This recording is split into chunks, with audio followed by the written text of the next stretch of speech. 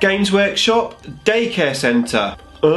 Time for another Wonders Off discussion.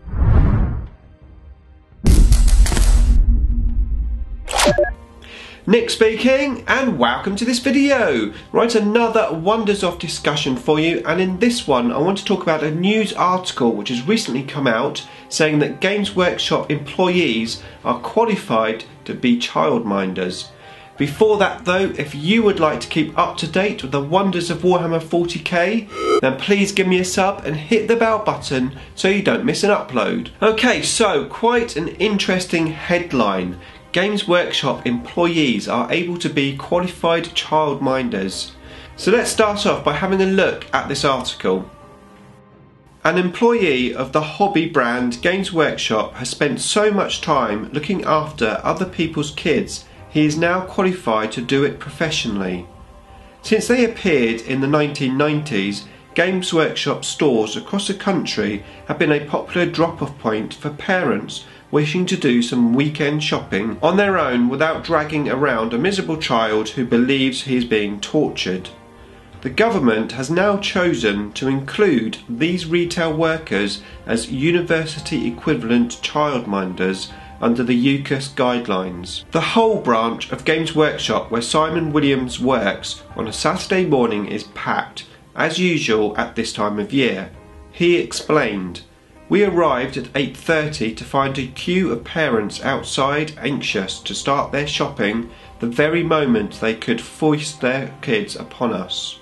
In the 6 hours since then, I've cleared up 5 spilt drinks, broken up 2 fights, and had to remove a scenery brush lodged into someone's canal. I've sold very few actual toys."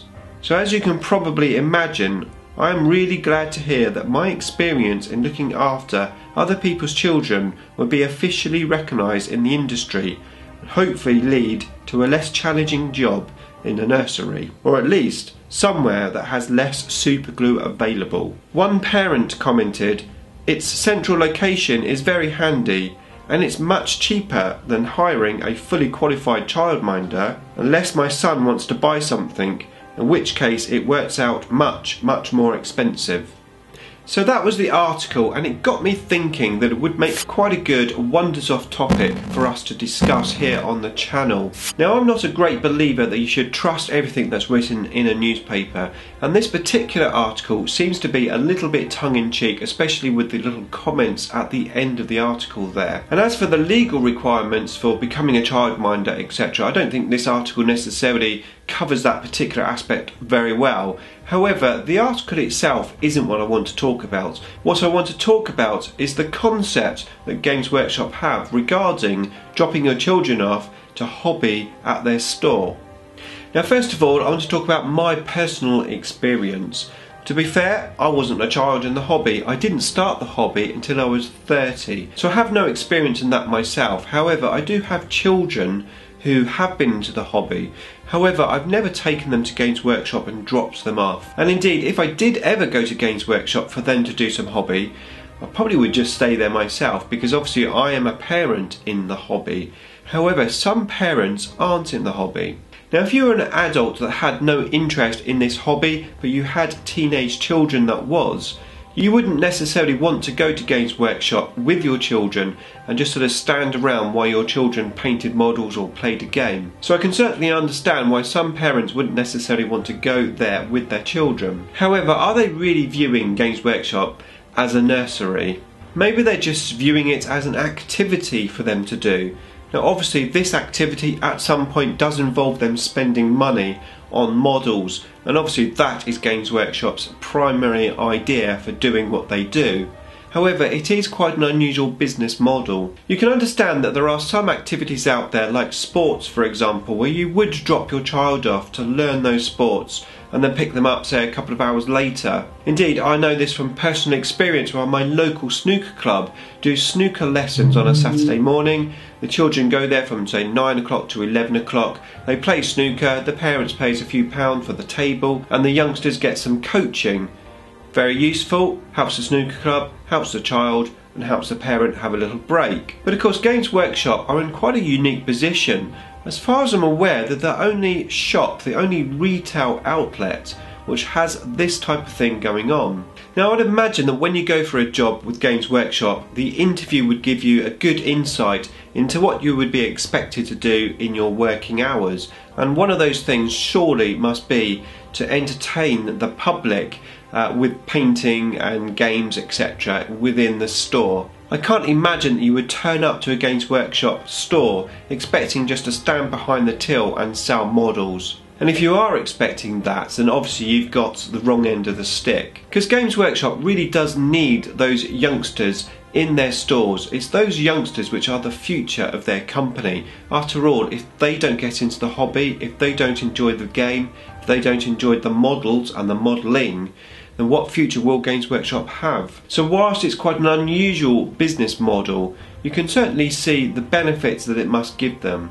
However, of course, it doesn't mean that maybe now and again they're taken advantage of. But surely this happens everywhere, and if you were to have a bad experience within the store as a staff member, I'm sure the manager would be able to have a word with the parent of the child that did whatever they did and sort things out, or maybe just stop them from coming back again. But I do find it hard to believe that a youngster who is into the hobby would cause too much trouble in a Games Workshop store.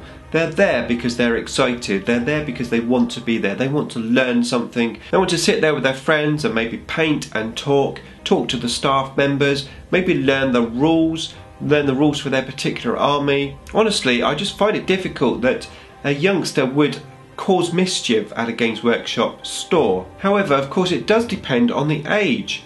As I said, I've got no personal experience with this, but is there an age limit for somebody to drop off their child at a Games Workshop store for a couple of hours and then come back and pick them up again? Now, I have been into Games Workshop on a Saturday, and it's fair to say it is quite hectic in there on a Saturday.